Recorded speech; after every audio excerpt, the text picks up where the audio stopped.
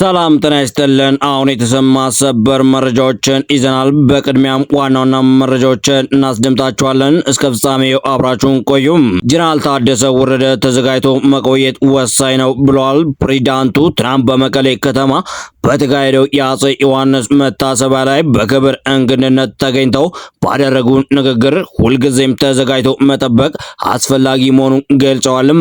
ለትግራይ እንቅፋት የሚሆን ስራ ስላልሰራው ህሊናዬ እረፍት አለው አቶ ጌታቸው ረዳም ትናንት ምሽት የቀድሞ የትግራይ ክልል ጊዜያዊ አስተዳደር ፕሬዝዳንት አቶ ጌታቸው ረዳ ለትግራይ ህዝብ ተከታዩ መልእክት አስተላልፈዋል።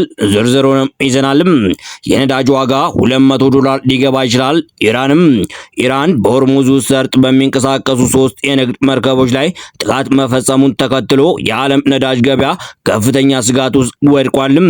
በደቡብ ኢትዮጵያ ክልል ጋሞ ዞን ውስጥ በጣለው ከባድ ዝናብ ምክንያት በተከሰተ አሳዛኝ የመሬት መንሸራተትና የጎርፍ አደጋ ህይወታቸውን ያጡ ዜጎች ቁጥር ወደ 102 ማሸቀቡ ተረጋግጧልም። ኢራን የአየርም ሆነ የባህር ኃይል የላትም፣ በአንድ ሰዓት ውስጥ ሙሉ ለሙሉ ልናጠፋት እንችላለን ሲሉ ፕሬዝዳንት ትራምፕም ዝተዋልም። በሱዳንና ግብጽ ድንበር በተቀሰቀሰ የተኩስ ልውውጥ የበርካታ ሰዎች ህይወት አልፏል። እንደሚከተለውም ዝርዝሩን እናስደምጣችኋለን። እስከ ፍጻሜው ቆዩም። በቅድሚያም ግን ቪዲዮ ላይክ፣ ሰብስክራይብ በማድረግ ጀምሩትም። ወደ ዝርዝር መረጃዎችም እንገባለንም። ጀነራሉ ሁልጊዜም ተዘጋጅቶ መጠበቅ አስፈላጊ መሆኑን ገልጿልም። በዚህ ዝግጅት ላይ ባደረጉ ንግግር የሰላም አማራጮችን ተጠቅሞ መሳካት ካልቻለ ተሸንፎ መኖር አማራጭ ባለመሆኑ ተዘጋጅቶ መቆየት ወሳኝ ጉዳይ ነው ብሏልም። የአፄ ዮሐንስ የመስዋዕትነት ቀን ተዘክሮ በዋለበት ቀን ንግግር ያደረጉት ፕሬዝዳንቱ ዕለቱን እየዘከርን ያለነው በምቾት ውስጥ ሆነን ሳይሆን ከባድ ውጥረት በሰፈነበት የፖለቲካ ሁኔታ ውስጥ ሆነን ነው ያሉ ሲሆን ጀነራል ታደሰ አክለውም በእጃችን ያለውን አንጻራዊ ሰላም ተንከባክበን የያዝን ቢሆንም ከአቅም በላይ የሆኑ ግፊቶችና ኃይሎች ሲመጡ መምረጥ የማይገባንን ነገር እንድትወስን የምትገደድበት ሁኔታ ይፈጠራል። በመሆኑም ይህንን ሰላም ከኛ ቁጥጥር ውጪ በሆነ ኃይል ልናጣው ስለምንችል በማንኛውም ሰዓት ተዘጋጅቶ መቆየት ወሳኝ ጉዳይ መሆኑን አስምረውበታልም። እንዲሁም አቶ ጌታቸው ረዳ የትግራይ ህዝብ የትግሌ መሰረትና የህልውና መታወቂያ ነው። ከትግራይ ከመጣው 1 ዓመት ቢሞላኝም አቋሜ ግን ከትግራይ ህዝብ ፍላጎትና ተስፋ ጋር እንደጸና ነው። በዚህ አስከፊ የጦርነት ወቅት ምንም አይነት ወታደራዊ ልምድ ባይኖረኝም ትግራይ አትጠፋም ከሚሉ ጀግኖች ጋር በመሰለፍ መከራውን ተጋፍጫለሁ። ከበራ እስከ ፕሪቶሪያ ባደረጉት ጉዞ ሁሉ ሚዛኔ ይህ ለህዝብ ይበጃል ወይ የሚል ብቻ ነበርም። ለኔ ትልቁ ፍርሃቴ ሞት ሳይሆን የህዝቤን ጥቅም አሳልፌ በመስጠት የሚመጣ ውርደት ነው።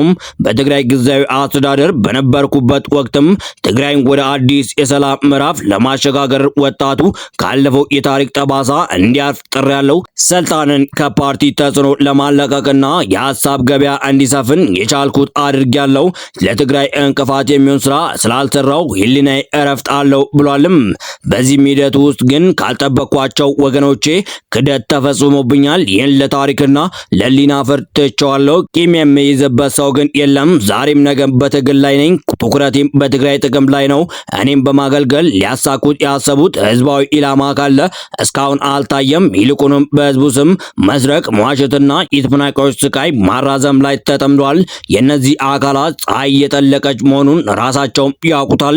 ወጣቱን ለጥፋት ቢቀሰቅሱም ህዝቡ ነቅቶባቸዋል። ትልቁ ስጋቴ ግን ሲጠፉ እኛንም ይዘው እንዳይጠፉ ነው። በድል ያገናኘን ሌላ ማስተካከያ ወይም ተጨማሪ ፍላጎት ካለ ልረዳ ዝግጁ ነኝ። አቶ ጌታቸው ረዳ የጠቅላይ ሚኒስትር ምስራቅ አፍሪካ አማካሪም።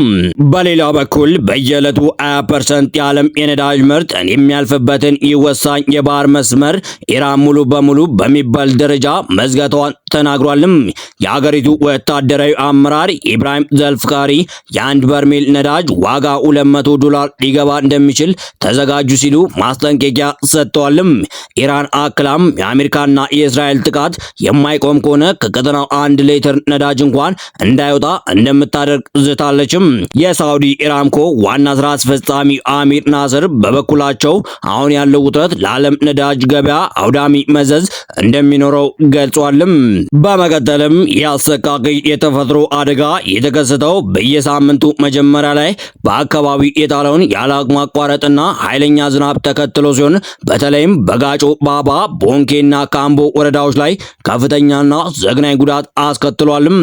የጋሞ ዞን አስተዳደር የጉዳቱ መጠን አስመልክቶ ባወጣው መረጃ መሰረት በጋጮ ባንዳ ወረዳ ስር በምትገኘው ማዞ ዶይሻ በተባለች ቀበሌ ብቻ እስከ ዛሬ እኩለ ቀን ድረስ የ52 ሰዎች አስክሬን በፍለጋ መገኘቱን አረጋግጧልም። በአሁኑ ሰዓት በአካባቢው ተጨማሪ አስክሬኖች የመፈለግና የተረፉትን የማዳን ስራ የቀጠለ ሲሆን የድንገተኛ አደጋ በአካባቢው ማህበረሰብ ላይ እጅግ ከባድ የሆነ የሐዘን እና የድንጋጤ ጥላ አጥልቷልም። እንዲሁም የአሜሪካው ፕሬዝዳንት ዶናልድ ትራምፕ አሜሪካ በኢራን ላይ ያላትን ወታደራዊ የበላይነት በተመለከተ ጠንከር ያለ ማስጠንቀቂያ አዘል መግለጫ ሰጥተዋልም።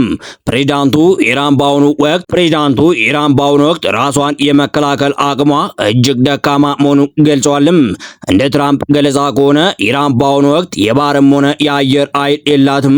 በተጨማሪም አገሪቱ ምንም አይነት ጸረ አውሮፕላን መከላከያ ስርዓት አንቲ ኤርክራፍት አፓራተስ እና ራዳር እንደሌላ ገልጸው የአገሪቱ መሪዎችም በቦታቸው ላይ እንደማይገኙ ተናግሯልም። ከዚህ የባሰ እርምጃ ልንወስድ እንችላለን ያሉት ትራምፕ አሜሪካ በወሰነች በሰዓታት ውስጥ አልፎ ተርፎም በአንድ ሰዓት ውስጥ ኢራንን ሙሉ ለሙሉ ልታጠፋ እንደምችል አስታውቋልም። አክለውም እርምጃው ቢወሰድ ኢራን ዳግም ተመልሳ አገሯን ልትገነባ የማትችልበት ደረጃ ላይ እንደምትደርስ በዛቻ መልክ ገልጿልም። ይህ ንግግር በወቅታዊ የመካከለኛ ምስራቅ ውጥረት ላይ ተጨማሪ ዘይት እንደማርከፍከፍ ሲሆን የአሜሪካን ወታደራዊ ዝግጁነት ለዓለም ለማሳየት የታለመ መሆኑ ተመልክቷልም።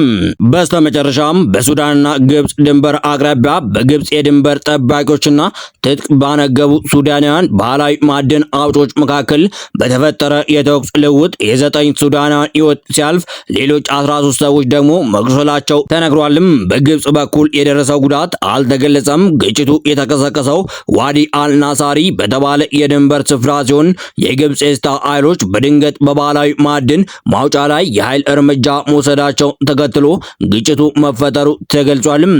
በወቅቱ በስፍራው የነበሩ ሱዳናውያን ማዕድን አውጪዎች መሳሪያ የታጠቁ በመሆናቸው እጃቸውን ከመስጠት ይልቅ አጸፋዊ ተኩስ መክፈታቸው ሁኔታውን ወደ ከፋ ደም አፍሳሽ ግጭት እንደቀየረው ታውቋልም። በዚህ ግጭት በግብጽ ወታደሮች በኩልም ጉዳት መድረሱ የተገለጸ ሲሆን የግብጽ መከላከያ ሚኒስቴር ጉዳት ደርሶባቸው በሕክምና ላይ የሚገኙ ወታደሮች መጎብኘታቸው ተዘግቧልም።